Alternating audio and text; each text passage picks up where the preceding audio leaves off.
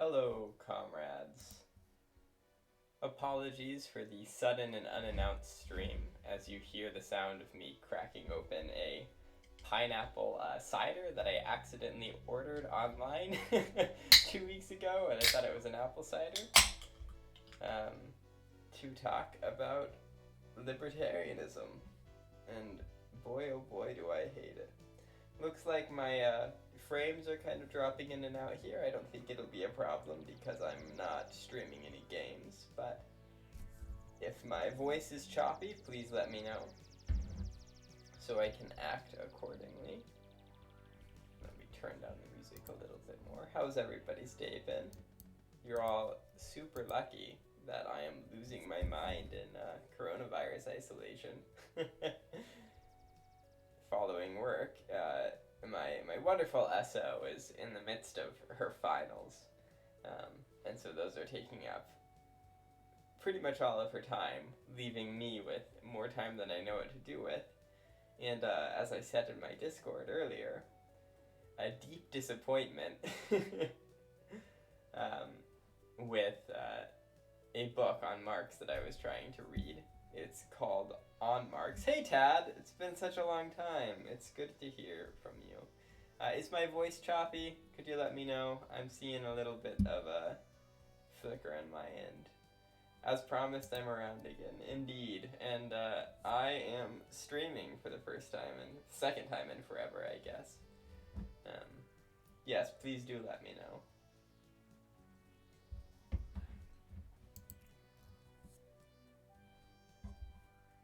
It does line up nicely. I am going slowly insane from a combination of work being stressful and not having anyone in my apartment right now as I wait for my roommates to be able to move in. Nevertheless, here I am once again posting for your enjoyment.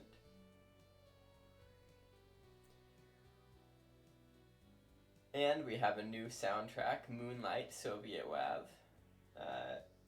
So that's enjoyable. Should give us a little bit of background noise. Let me turn it up for you guys because I'm sure it's too low on the mixer for you.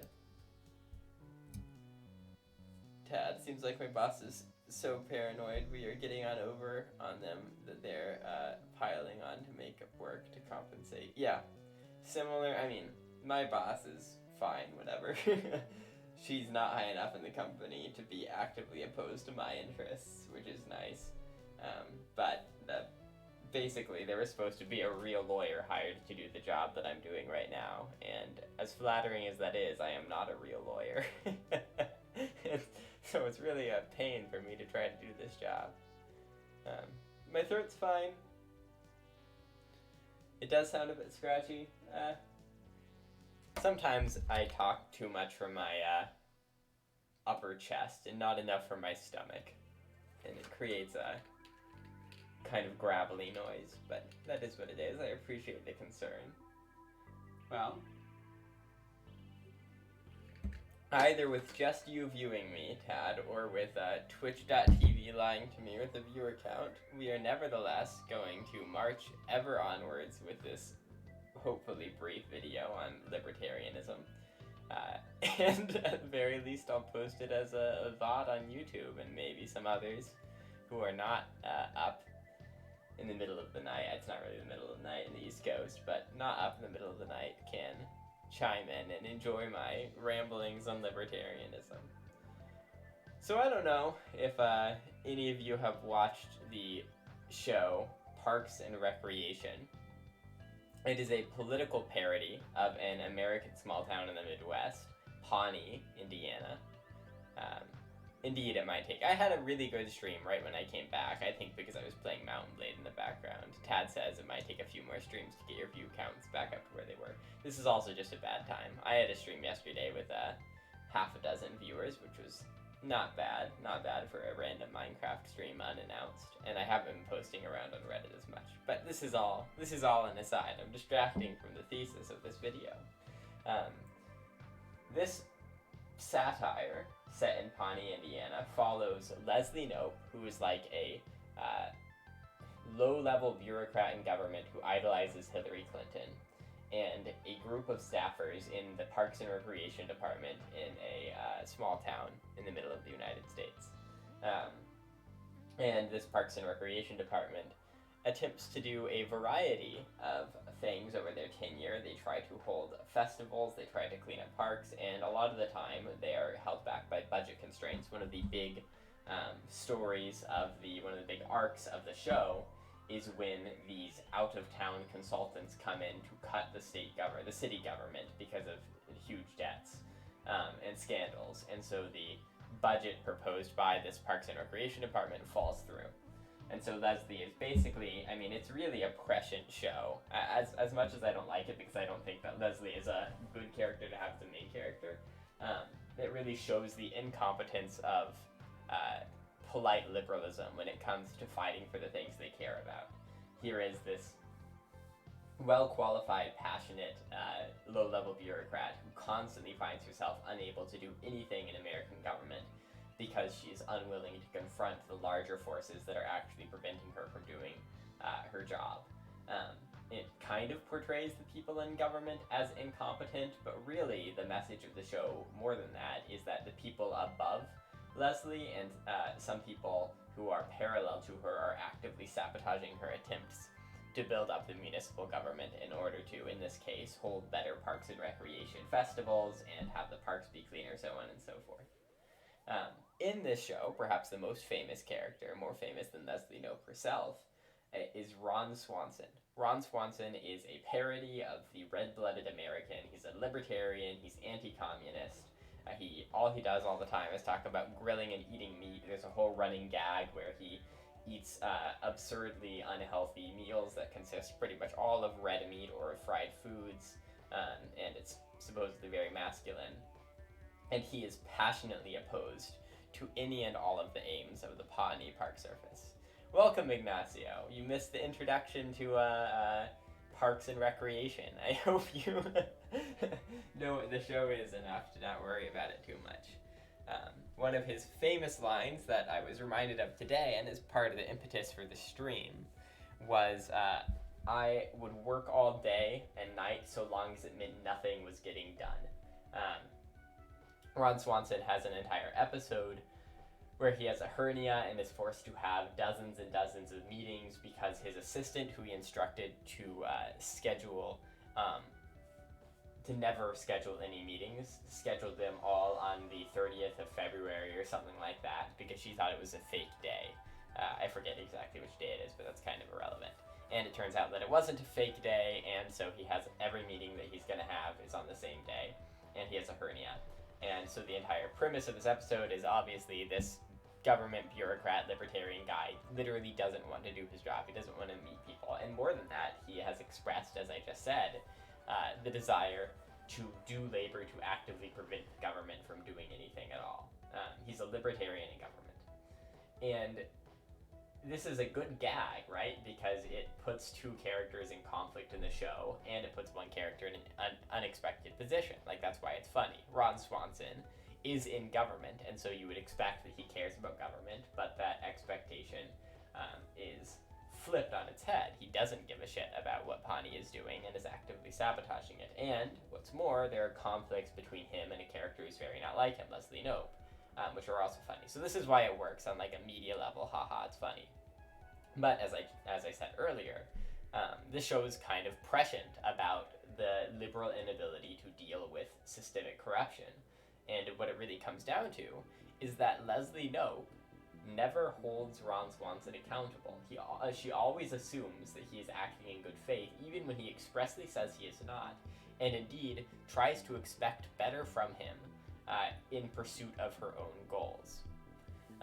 And so this creates a real problem in actual governments, not just in the fictional world of Pawnee, because government all over the place is filled with libertarian types or conservatives, pro-capitalist, anti-equality, anti-equity activists who want to weaken the state's ability to help normal people. And so in the case of Pawnee, it's this guy sabotaging the Parks and Recreation Department. but it's much worse across the U.S. government and world governments. I will presume to talk a little bit about the UK in this stream, Tad, but I'm sure you will correct me. An example of this in the United States is that under the Bush administration, the Republican Party refinanced the U.S. Postal Service to have to pay for its employee pensions years ahead of time, which is something that no private company has to do. Not that private company should be the standard for a government company, but it's something that is actively disadvantageous to the Postal Service. And the Republicans, when they passed this legislation, said that it was about fiscal responsibility. They want to make sure, supposedly, that these pension workers don't get screwed. And so the Democrats, being Democrats, take this in good faith. They don't call them out and say, no, you don't actually give a shit about fiscal responsibility. You just promoted the war on terror and the expansion of spying in the US that cost trillions of dollars. Obviously, you don't care about fiscal responsibility, so you have ulterior motives here. They didn't even do things like when Obama took power, repeal this legislation because Democrats were so concerned with this idea that if they adopt policies that are fiscally irresponsible, quote unquote, Republicans will nip at the opportunity to yell at them. And so Democrats, assuming Republicans are acting in good faith, preemptively sabotaged themselves in order to promote the stated goals of their political rivals, because they're assuming, again, Republicans are acting in good faith, and so if they modify their behavior slightly, if Democrats do, that is, then the Republicans will fall in line. Another example of this we saw with the Affordable Care Act. Obama, preemptively, before the Republicans even asked him to, decided to pass a piece of legislation that the Heritage Foundation, a far-right think tank, came up with, and a piece of legislation that has failed to prevent premiums, the cost of healthcare, from rising in the United States, even though that it was its only stated goal. And so, once again, Democrats assume that Republicans are acting in good faith, libertarians are acting in good faith, when they say that they care about decreasing the budget, when they care about fiscal responsibility. And as a result, they are self-sabotaging and surrendering to the agenda of their supposed ideological enemies. Another example of this, I'll just go through some because I think this is educational and good to be able to pull these out. Nancy Pelosi, immediately upon winning the U.S. House back from the Republicans, rather than doing what you might expect of somebody who's supposedly the opposition party of the Republicans and doing things like voting to sabotage the concentration camps on the border, or defund Donald Trump's military, or refund the Affordable Care Act, rather than any of those things that you would expect from the opposition to Republicans. What Nancy Pelosi did was she passed a policy called PAYGO, and what PAYGO does is it means that anytime anyone proposes legislation that will cost money, they have to also provide an explanation for how they're going to pay for it, so it will have a net zero effect on the deficit. Now, this policy preempts Republicans, and it says Democrats really care about fiscal responsibility, and it assumes that Republicans are acting in good faith, trying to make the government operate better. And in this way, it appeals to that desire. The problem is that Republicans never play by that rule. First of all, they never vote for Democrats more often when Democrats are fiscally responsible. It just doesn't happen. And second of all, they never adopt these rules themselves. The Party of Fiscal Responsibility, which claims to not fund social programs because they're really, really worried about making sure the government is solvent, they do not apply these rules to themselves as soon as they have any amount of power. And so Nancy Pelosi fails because she assumes that the Democrats are acting in good faith. Not Democrats, the Republicans are acting in good faith, and therefore instructs the Democrats to try to appease them, and of course it fails. One more example, as we get more viewers, one more example is in the UK. The far right, in the form of the Tories, but also in smaller parties like the DUP, regularly talks about how much they care about universal health care and just want to make sure that they can afford it all. And how much they care about ensuring the quality of life of the UK people. And they just want to make sure that the government is solvent, and how they don't really hate immigrants, but they just want to make sure that the UK culture is protected. And with the exception of our sweet boy Jeremy Corbyn, may he rest in peace, they always go back on these promises, of course, and the Tories basically control the national conversation because Labour, especially right Labour, especially the Blairites in particular, completely fall for it and support the Tories' own policies, their own far-right policies. Ted Pulliam says, right, NHS is a third rail, so they can't openly admit they want to dissolve it, but they'll pretend they want to make it more efficient. Exactly. And what's awful, more than, we expect far-right people, Republicans, Tories, we expect them to act this way. Like, there's nothing surprising about the Tories trying to kill poor people by denying them health care. What's surprising is that so many members of the Labour Party, so many members of the supposedly left parties like the Lib Dems, so many people like Tony Blair himself, swallow this hook, line, and sinker and preemptively begin privatizing national services, expanding the share of the economy that is privately controlled, and pulling back on welfare where it exists. And so, once again, they assume the left is falling for the right's claims that they are operating in good faith, and as a result, they are basically passing the far-right agenda for them. All of this could be avoided if people like Leslie Knope realize that the Ron Swansons of the world are just lying.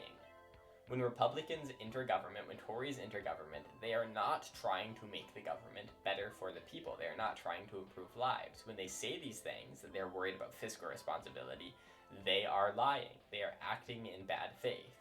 And what is critical for any leftist party that actually wants to gain power and hold it is that you realize that the people in government who you are opposed to may not be acting in good faith. Even if you think you can trust them, you have to be cautious, and you cannot afford to be naive. I think that it could be said that the Labour Party under Jeremy Corbyn, whether it was Corbyn's fault or not, was deeply naive about the Blairites who remained in their party.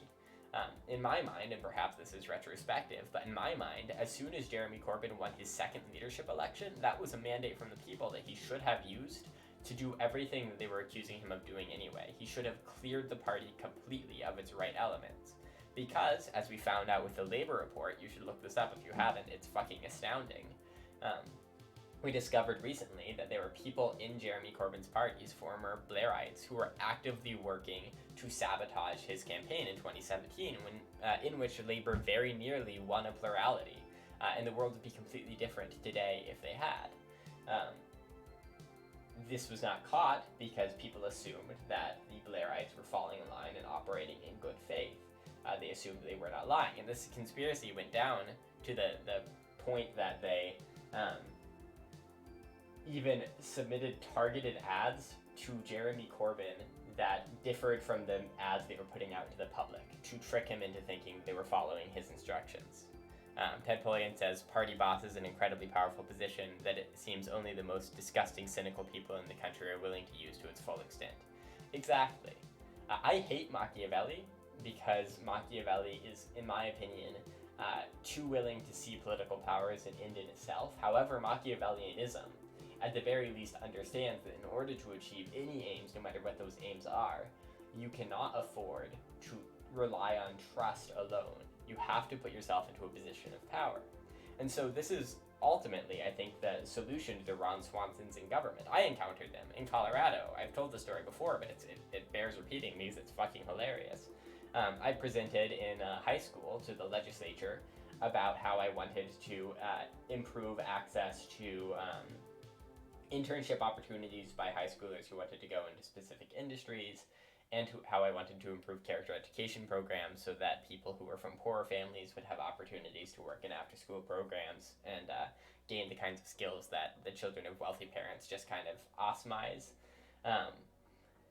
And this guy, this libertarian legislator, came up to us with a printout sheet of a PowerPoint presentation, and what he said is that he will not vote for any legislation that makes the government bigger, he will not vote for any legislation that does not make it smaller, and he will not vote for any legislation that doesn't do the very ethereal job of increasing freedom. And so, this guy is acting in bad faith. And if you are in Colorado government, what you should do is, if you have to rely on this person to vote, if you have to rely on him to come to some accord in order to make progress, which sometimes the Democrats don't even need to do, or Labor didn't even need to do, what you should do first is absolutely guarantee you are in the strongest position possible, and do not yield until you are forced to. And so that means going into negotiations and saying, no, we are going to protect the NHS, we are going to prevent anything from being privatized, we are going to do everything in our power to win this election on our own terms. And if you disagree with this, this is how I'm going to force you to do it. And if you enter those negotiations from a position of power, then you are able to circumvent the bad faith of the people opposing you, because there is nothing they can do to hurt you if you actually have genuine power to oppose theirs. The only danger is when you are relying on them to keep their word in order to accomplish your goals, which is the position that the Democratic Party has been putting itself in since Bill Clinton. Reliance on Republicans to keep their word in order to accomplish its policy aims. Ted Pulliam says, and the liberal move is to concede to this one guy. Yeah, exactly. The liberal move would be to say, oh, that one libertarian person, well, we really need to be worried about his vote, because what if in next election cycle the Libertarian Party wins, or the Republican Party with lots of libertarians win? Then we want to protect our policy aims by ensuring that they are not completely distasteful to these Republicans, and so they preemptively weaken them. Of course, the better solution is to just keep fighting like hell at every opportunity, and don't give up, and never give a fucking inch to these libertarians who are acting in bad faith. Now, I could go on at length about libertarianism, and perhaps it was a little bit misleading for me to put libertarianism in the title of the stream, because I didn't really go into it much. But really, you could argue that libertarianism and small government conservatism inherently exists as an ideology to behave in bad faith. It has been weaponized to attack the liberal state. Welcome, Lucy. I'm sorry you're sleepy. Hopefully the soothing sounds of my ranting on libertarianism can ease your mind and put it to rest. So when Ron Swanson does things like promises to do everything in his power to make the Pawnee Parks and Recreation Department worse, the answer would be for Leslie Knope to organize herself into a position of power such that she's able to oust him, or at the very least combat him and force him into more favorable terms. This goes over into a kind of another world, another discussion altogether, but that is that the liberal mind automatically assumes that politics is an art and is something that is won through negotiation and genuine engagement by both sides. You see this all the time in liberal circles when they say things like meaningful debate, or what liberals really want is to have a good discussion. And this just opens itself up completely to the bad faith attacks of libertarians, small government conservatives, and any movement that wants to enter the government and subvert those desires. Because all you have to do is say, okay, I will have a good faith discussion about whether black people are inferior.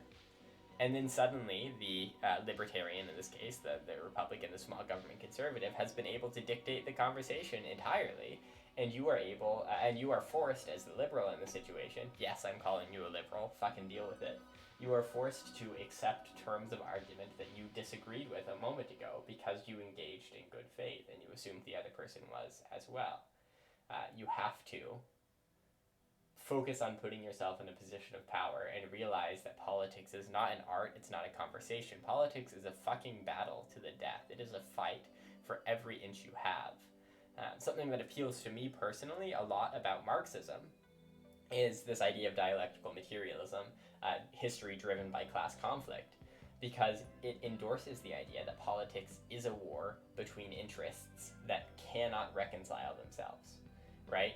There is a constant battle between different points of view that disagree inherently because of their material concerns. And so, if you exist under a Marxist framework, it's much more obvious, much more clear that what's at stake is winning the battle for your side, rather than trying to come to some mythical consensus over what the best solution might be. Alright. Is a good 30-minute rant there. I don't expect this to be as long as most of my streams are, just because it was something that popped into my head once again, as I am wallowing with boredom and a little bit of loneliness in my empty apartment during coronavirus until my roommates and significant other are at some point able to move in. But with that discussion, I hope useful discussion out of the way, I want to open it up to see if anyone has any questions or comments. 5 or maybe 10 if you are really engaged minutes of that, and then we'll probably call it a night. I will be drinking my pineapple apple cider as well as some water as you take the time to compose your thoughts and give me some free content to air.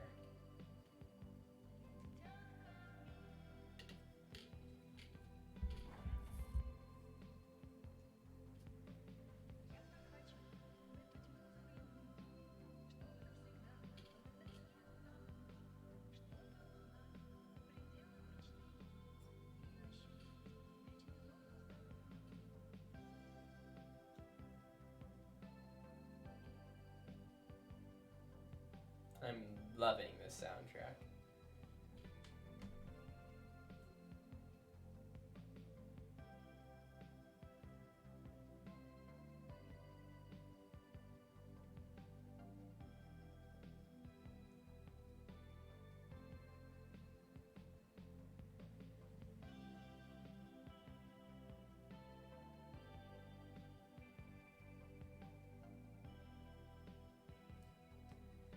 Ignacio says, one mental health takeaway from this is that you really shouldn't waste your energy convincing people out in the wild whose financial interests rely on them being wrong.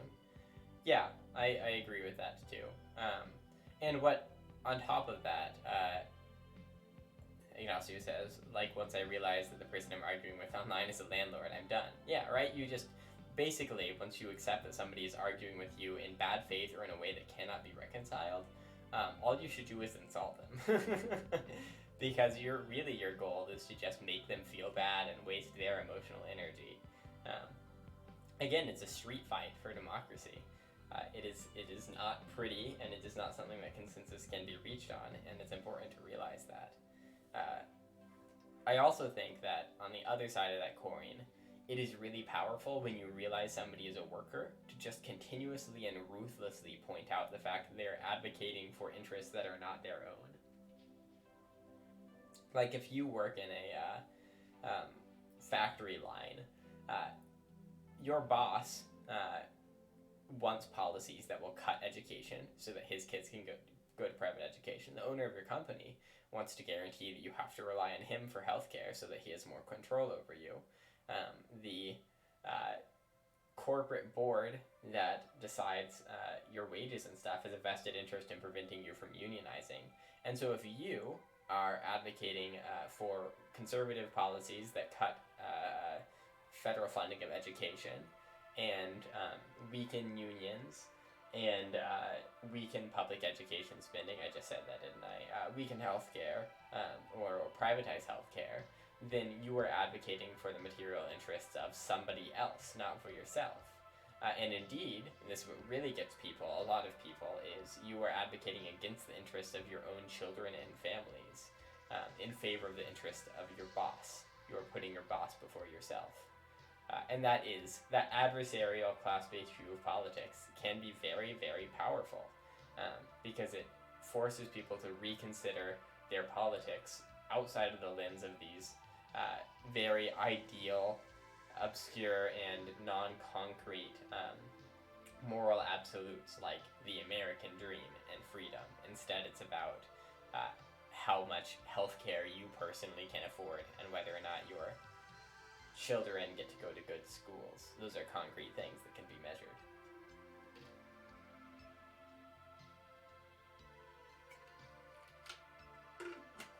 I will say that personally, I have gotten much worse at arguing with people online as I've gotten older.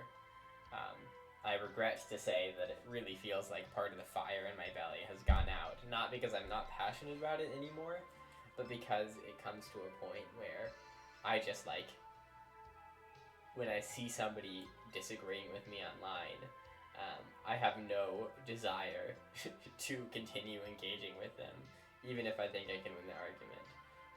Just because the effort involved in it and the emotional toll it takes is much harder to justify. And maybe it's because I have a real full-time job now, and it was much easier when I was a student because all I would do all day is think about things like this. But that is something I've noticed, and perhaps something I should work on.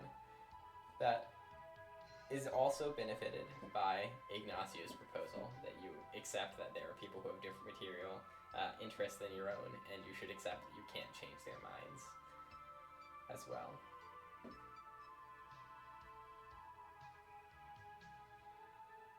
Alright, well, at 9:04 p.m. Eastern Standard Time, after a whopping 32-minute stream following the 2 hours last night, I'm going to call this one quits. I know it was a smaller stream tonight, and I know that it was a shorter stream tonight, but it was great having you join me.